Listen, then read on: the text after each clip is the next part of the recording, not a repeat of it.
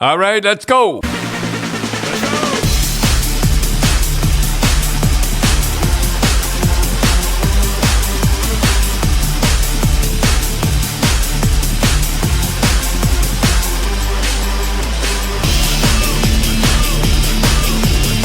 All right, Tim. Tim, we got to stop. We got started right off the bat talking about that Matt Rempe and Deslauriers, Deslauriers, and they talked before the fight. Yeah, that was. I'd have to say that was probably the best fight this year, if not the last 4 or 5 years. Well, that's and you can get it on what? You go to YouTube if you haven't seen it. Go on YouTube. Yeah. Rempe and Nicholas Imagine Deslauriers. a guy 6'1" fighting a guy 6'7". Yeah. And wanting to fight him. Yeah. It was interesting. They showed during the warm up that he was whispering in his ear, right? So can I ask you a question? That all started with the warm up and the whole deal. Yeah. What was the funniest thing that you ever saw during a warm up? Let me see. The best thing I ever saw was Bob Kelly, Battleship Bob Kelly. Boy, he was tough. He used to tape his hand. But anyhow, we had a pretty good warm up and everything. I don't know what I was watching the warm up for, and the puck. We lost all our pucks that went off. The goalie must have, and he went down. This is a true story. He went down to the other team's end and got the pucks that were in the net. Yeah, I pushed the goalie out of the way. Did you see That's that, Tim? unbelievable. Holy Dinah, I couldn't believe I went down the other team's end. Like that just isn't done. Can you imagine if someone did that? I never saw it before. I never saw it afterward. And he just went down and I think he even pushed the goalie and took the pucks out. But he was so big and his arms are so long. I mean, he never lost a fight. Oh yeah, Battleship Kelly. The funny thing is in that Deslauriers Rempe fight that it looked like Rempe didn't have his tie down. Yeah, they put it like he got his shirt over his head. He's supposed to be a fighter, and he never had his tie down, and the sweater was going over his head. That's an awful feeling when you have the sweater over your head. So I noticed the one guy, I don't know which one it was, his elbow pads were down around his wrist. Now, is that a good thing or a bad thing? Well, you should get the elbow pads off. I tell you that it was a great fight. So when you played, you fought a lot. Did you have tie downs? Yeah, when I get through fighting, it wasn't when I get hit. Is that my neck used to be pulled? You gotta say your neck was sore from the guys tugging on the sweater. Pulling the sweater. But I'll tell you, boy, when you get into a fight with a guy and you hit the guy as hard as you can, and he smiles at you, it's an awful feeling. So on social media, there's a debate of who won the fight. Now, most people said Rempe because he cut Deslauriers, but Deslauriers ended up on top of him at the end of the fight. So what is the deciding factor of who wins? I would rather be on top. Well, Rempe played for the Seattle Thunderbirds. He was... and he got the winning goal. Got the winning goal. Had the best fight and the winning goal. Can't beat that one. So you and Cindy came over and watched the Leafs in Colorado. So what'd you think of that? That was a good game. That was playoff game. I just hope they keep playing like that in the playoffs. The refs were good. You mentioned that the refs were pretty good last night. The refs let them play.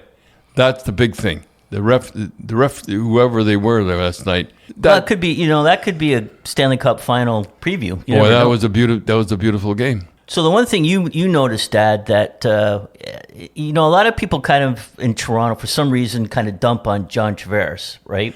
Yeah, Tavares got the winning face-off, and they scored. And he got the winning face-off when the guy got the penalty, too. Right. Anytime there's an important draw, he's the guy out there. He wins it, and it's not like he kind of wins it. It's just like fired right bing, back. Bing, bang, bing, zing, bing, bang, dang. So speaking of the Leafs, Dad, we got a question from a fan. So Cindy, what's the question? Well, it's from Leaf Forever, and before Joseph Wall was hurt, he was their number one goalie. So now Samsonov has been playing really well as of late, right? Yeah. And when Wall's ready to come back, does he automatically get into the number one starting position again? What do you do? He's been playing in the minors. Well, he's in the AHL just for some warm up games. To get going, and it's going to be tough taking out that goalie last night. You see then that? what do you do with Jones then, too, when he comes back? So Well, Jones will be put on waivers and he'll get picked up.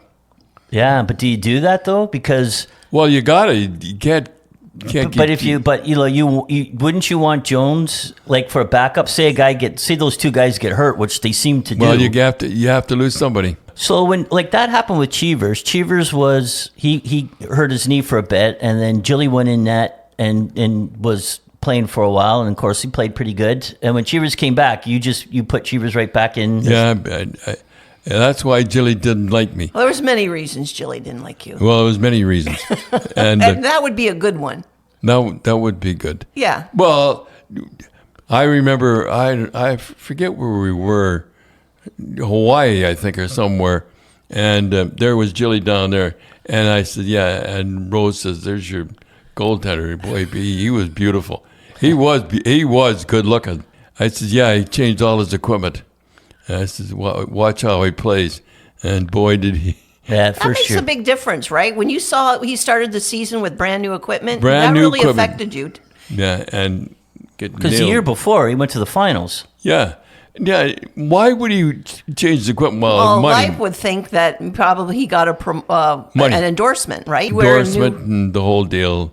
I think it was CCM, and he went to Lang's. They were easy to wear, but they didn't stop pucks.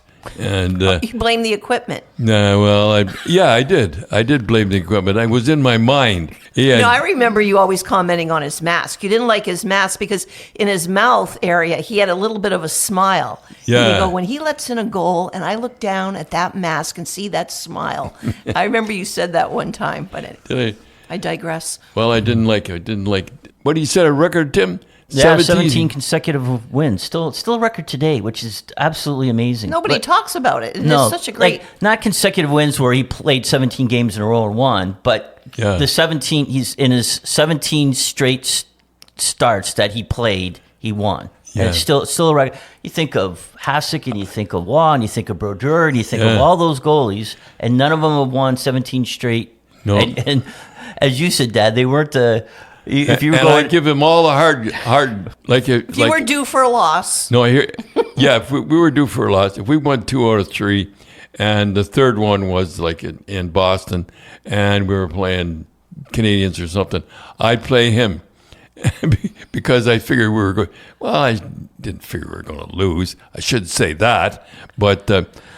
Yeah, but with the Leafs with Keefe, I mean, he's got to be a little worried, eh? Like, because you could, it looks like that Samsonov you could screw up pretty easily. Yeah. And, if you pull him out and you put Wall in, and Wall does a couple of stinkers, then what do you do? That's why he gets the big buck. Yeah, I said it's funny, like, all the assistant coaches are all around him and doing all that, but once that decision's got to be made, I'm sure he's all by himself, right? Yeah, so last night we were flicking back and forth between the Leaf game and Vancouver-Boston. How about Boston being up 2-0 and Vancouver coming back and beating them right in Boston?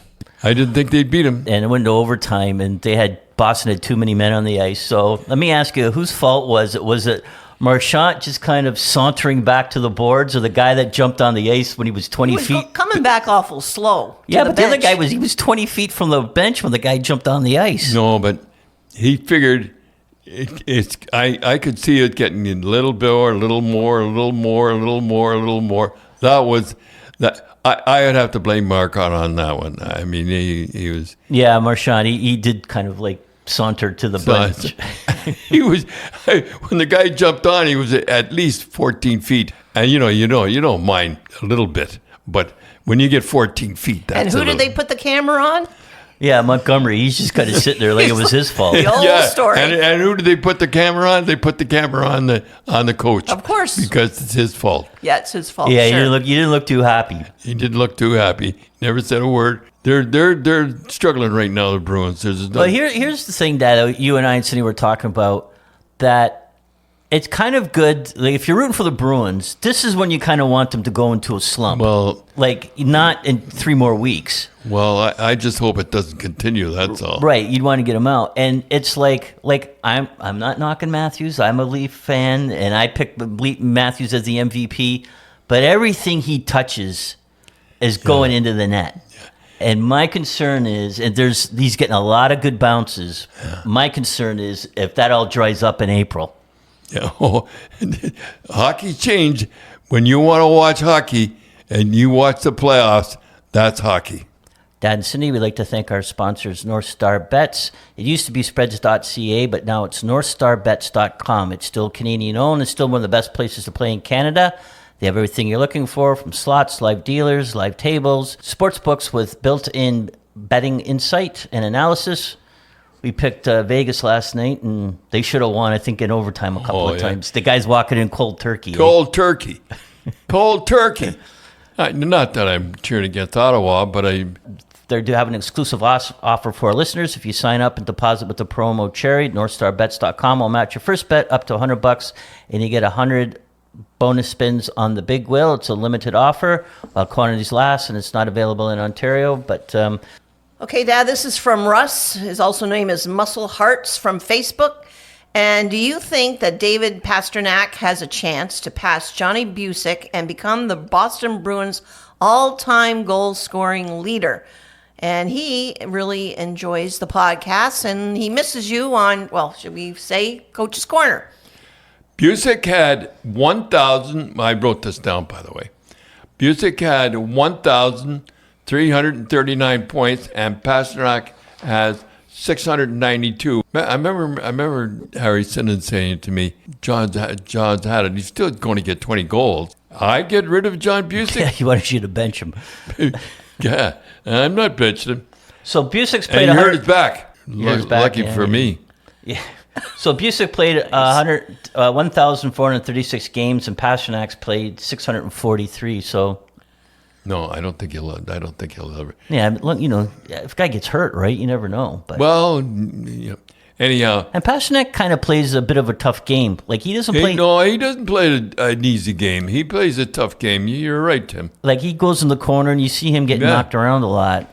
But no, he doesn't play the soft game. That's for sure. The funny thing I remember is you saying was that you were going to the team wanted you to say first practice. How are they during practice how they were going to do the power play, and you said Bucyk, you take care of it, and that's a real sign of a secure guy that you say, what, am I going to tell these guys how to do the power play and all this? I'm going to tell John Bucyk how to run the power play. Yeah, I think you know what I just thought that was very secure of you. Well, thanks, Cindy. Okay, Dad, the next question is from John Crash, and he says, as the Flower, so that's Marc-Andre Fleury, continues to climb up the wins list, who do you think was the best goalie to play in the NHL? Well, first of all, P.S. Wait a minute. He goes, one of my favorite bars back in the day was Don Cherry's Grapevine in the Hammer. That's Hamilton. Was on Main and Walnut. Yep. And is now a Dollarama. Yeah, I remember that bar. Yeah. So he wants to know, who do you think was the best goalie? I wrote this down, by the way. Marc-Andre Fleury has 552 wins. Only Martin Brodeur has 691. Now, I wrote all this down. I thought it was interesting. Brodeur has 691. Fleury has 552. Roy has, Patrick Roy. Patrick Roy. We're doing. Longo has 489. Belfour has 484. Lundqvist has 459. Joseph has 454. Sawchuk has best goalie I ever saw though was Sawchuk, and he's at the bottom of the list. Well, those are the top 10. Yeah, they're the top 10. Anyhow, I don't think he'll ever catch unless he play. But he never gets hurt, eh? Yeah. He just keeps playing. Fleury don't. So you think the best goalie you think you've seen play, and you've seen them all, it was Sawchuk. Yeah, Sawchuk was the best. I remember. I was in the American League. I was watching it, and I guess when he really got hammered, and he let a slap shot go by Bobby Hull, and it hit him on the shoulder, and he was out. And Hull was supposed to skate by him and say, "You better stay down, Terry. There's more shots coming like that." And I read his book. He says, "Yeah, I'll show you." And he got up and he just played unbelievable. Man, that like the top 10 list, who I was really surprised was on the top 10 list today was Tony Esposito. He thought of every way to cheat. Didn't he? He had he actually had a net sewn between his legs. So when he would kind of do a split, there would be like a little net would drop out. Wow. Yes. Oh, he had everything going for him, and he knew how to cheat. Now, isn't there a rule about the snow around the pipes? Yeah, Oh. that was him because of him? No, the referees go up and knock it out. Knock it out. Yeah, but he knew every way to cheat. Tony Esposito, boy, he was a good goaltender. And well, I know that. I don't care. So yeah, just go there. Your first year, you played Chicago, best 2 out of 3. Isn't that the worst thing you've That's ever heard? Is fast. 2 out of 3. That's the only way we could get beat. I remember we won the first game 8-2 or something like that, and they had in the paper, he's finished, he's done, he's finished, he's done, he never get back. I said, oh boy, and he couldn't put it. And he stoned us and it went into overtime, and Ivan Boldarev scored the winner. Yeah, and I remember. I remember when you saw the headlines that Tony O was finished after their first game. I remember you saying, if this goes 3 games, look out for Tony in that third, and you were right. Okay, Dad, so we got another question. Jets blue and white. So you know he's a Winnipeg fan. He says, hey, Grapes, I've been a true Blue Jets fan forever, but right now the only team that has drawn less fans, so averaging less fans per game, are the Coyotes, which you only have 5,000 people. They only have 5, and they give half of them away. So should Winnipeg be worried about losing the team? And then we looked into it, and in the top 7 drawing teams, 4 Canadians. So Montreal has the top average game attendance. 19,000. Then it's the Oilers. Isn't that right? In the Edmonton. Then it's Tampa, Detroit Red Wings, then Vancouver, and then the bunch of jerks, Hurricanes, and then the Leafs. So they're the top average attendance. Now the worst is Arizona, and then Winnipeg, Sharks and Sabres. Well, Winnipeg, the people I think there are just ticked off. They just, I know it's expense and all that stuff. The tickets are expensive, and Manitoba's having a little tough time right now. No, it's to me that the people are just turned off. So should they be worried? Yeah, they should be worried. Of course they would be worried. But when they get in the playoffs come, they'll be back there. So, Dad, I was surfing the net, and I came across an article, and the Tucson Roadrunners, who are in the American Hockey League, they have a coach named Steve Potvin, and he was quoted in the article as saying, Don Cherry said something to me years ago when I was a kid, and I don't know why, but it resonated with me that every coach should go through every level of coaching, whether it be minor hockey, junior, minor pros, or pros, he said. Grapes says you don't understand the full extent of being a coach until you've gone through all those experiences. And he says, when you look at my path, I can maybe understand or appreciate how each level helped me develop with my next level. So you coached high school hockey, right? You coached junior A. You coached in the American very Hockey. well. Yeah, you coached in the American Hockey League. You coached in the National Hockey League, and you coached twice internationally. So you've pretty much run the gamut. Yeah, I ran the gamut. When they put the coaches on TV, I know exactly what's going through their mind. Oh, jeez. I hate to say what they say when something happens bad. Me. And everybody says it. Like when a guy gets a penalty and it's last minute or something like that. But I remember you saying, and you told Mom and Cindy and I this much, that you felt as much pressure and were into the game in high school as you were with the Bruins. When we lost to Aquinas, and this is the God's truth, I was so ticked off that we lost that for the championship game. I could hardly wait to get at that guy again, and he retired. But anyhow, the pressure is the same as it is when you coach junior hockey or you coach international hockey, whatever it is, the pressure is the same, and you just feel you're into the game if you're a good coach. The hardest one to coach there is the American Hockey League. You know why? Because you got guys going up and you got guys coming down, and you have to motivate them, both of them. You have to be a pretty good coach then. I remember the first time with the Boston Bruins, I did the stupidest thing that I would never do again. I had them watch the last game of the season. why I did that. The finals. When Yeah, they the lost finals, 1-0 and when to they Philly. lost over. I showed that game.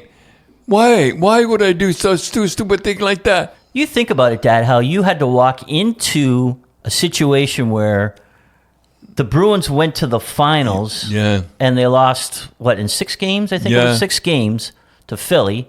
And then you had to go in and coach them the next year. I mean, the only way you could go was win the Stanley Cup. That's it. Well, you could have had the Peter Puck coach that team. I didn't do anything. I just went along with it. Dad, I can remember after that season and you lost, that round of best out of 3. And and Harry and I had a meeting in a Chinese place. And I remember him saying, I don't know what you do. You better win next year. You better win next year. If you don't win next year, not only will you get fired, I'll get fired. But I remember listening to that all summer long while you were washing your car and cleaning your car, was you were playing The Who saying, you won't get fooled again. And there's a line at the end, he said, same as the old boss. But I thought, well, you are not going to be the same boss that you were last season. I reverted right back to my old Rochester days, and I said, if I'm going out the way I know. And boy, I did.